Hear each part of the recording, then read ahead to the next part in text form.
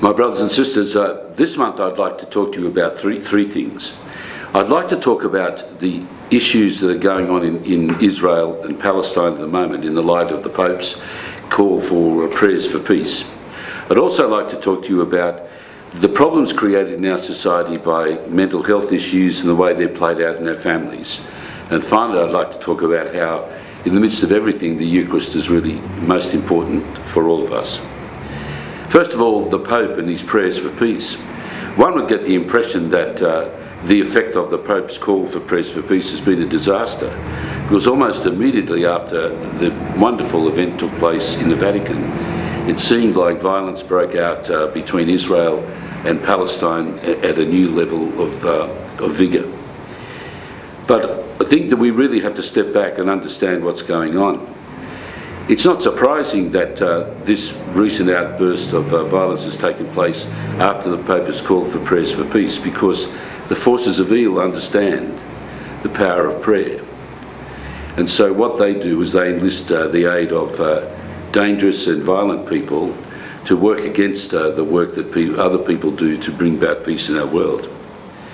So now's not the time for us to be overwhelmed by the violence that we see and be distracted away from our commitment to be peacemakers and to pray for peace in the world.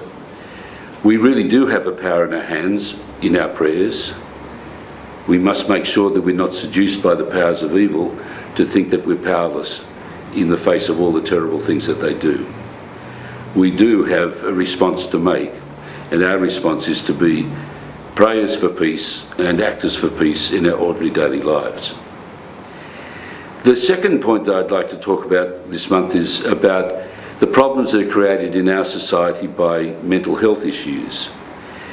Often people who experience mental health difficulties also experience a bit of shame because they think this is a horrible burden. If someone is diagnosed with an illness of some kind, a cancer or some other disease that's physically rooted in their lives, everybody seems to understand. But often when people have a mental health issue, then they're greeted by people wondering what's going on. They're greeted by people avoiding them, not wanting to raise the issue and so on. And so as a result of that, there's not a lot of awareness in our society about what's possible. And if people are facing mental health issues, that there are people that they can turn to, there are programs and processes they can get involved in to help them. Often I believe that what we see in terms of violent behaviour on the parts of people in our society are in fact the results of this mental health issue. So I think that what we need to do as a community is to become more and more aware of the fact that mental health issues are a problem and a difficulty, but that we need to be convinced that there's a positive response that we can make to that. If people in our families or in our community are suffering one way or another, then it's really important for us to support them and to find the pathways to be able to help them to deal with the issues that they face. Just as we wouldn't turn away from someone who told us that they've been diagnosed with cancer, if we notice people who are suffering from mental health difficulties, we shouldn't turn away from them either, but support them and do all we can in our lives to help them. And finally, the Eucharist. I've been reading a most interesting book over the last month, written by a Jesuit priest who was ordained in 1937 and volunteered to go to Russia to be a priest in the Soviet Union under the communist authorities.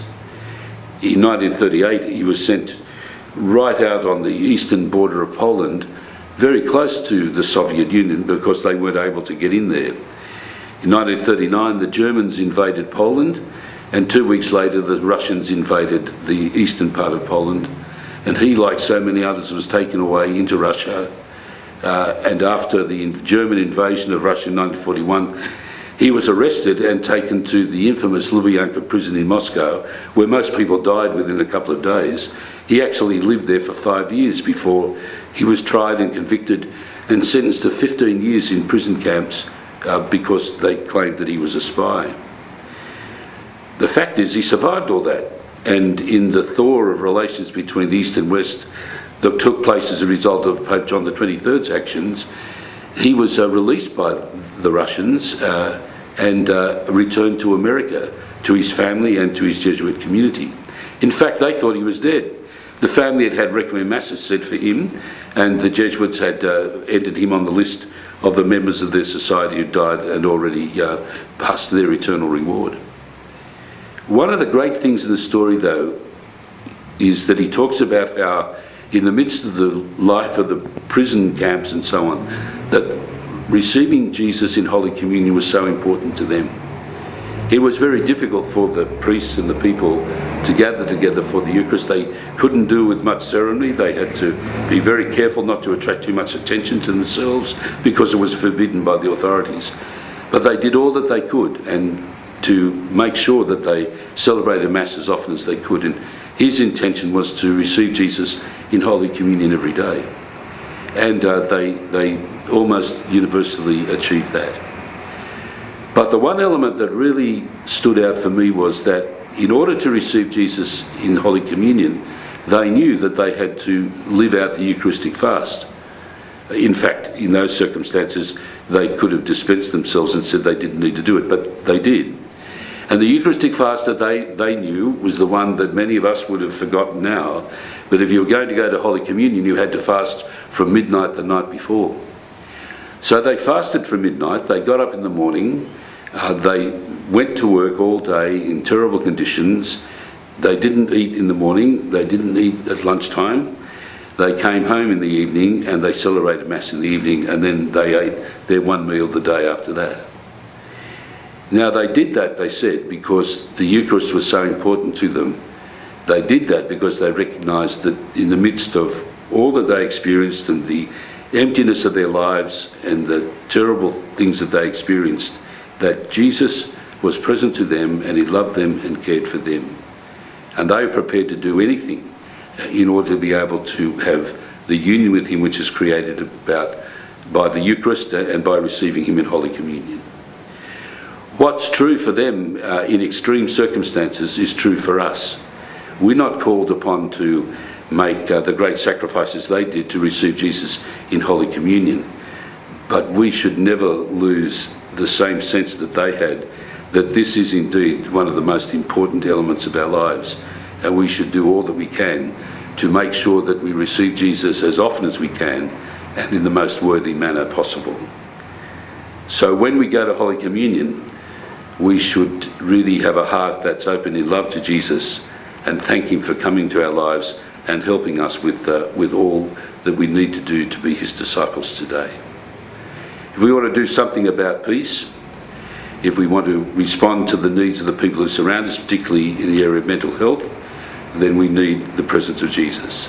So we need to commune with him by receiving him in Holy Communion.